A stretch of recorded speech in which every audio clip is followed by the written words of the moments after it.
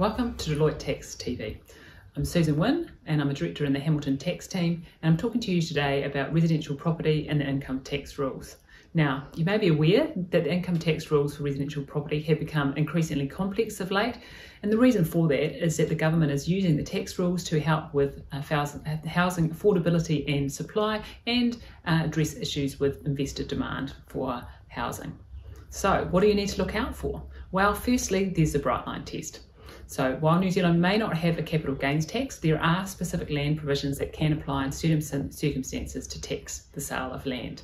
And the Bright Line test applies in situations where none of those other rules apply and will tax the sale of land where it's been sold within a Bright Line period. The target here is residential land, so that's land that has a home on it, land where there's an arrangement to build a home, or land that could be used to build a home under the relevant council plans. Now, the Bright Line test doesn't apply to the main home, and there is some conditions to that. Those rules can be more tricky to apply where a family trust may own the property rather than the owner-occupier, or if you're subject to the more recent version of the Bright Line test and main home exemption, which applies slightly differently. If a homeowner wants to change how they own their home, there is some rollover relief available, and that allows for certain transfers to be exempted from the Bright Line test rules. So what else do you need to look out for? Well, there's also interest limitation rules. These rules target residential rental properties, and a concern that the government has that interest deductions have been allowed in full, but capital gains have not been taxed.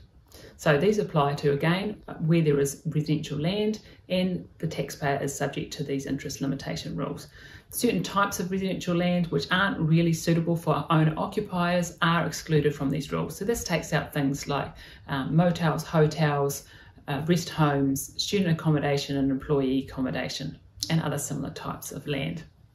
Now, if these rules apply, there is either a complete denial of interest deductions from 1 October 2021 or a gradual phase out starting from 1 October 2021 and over the next 4 years until 31 March 2025.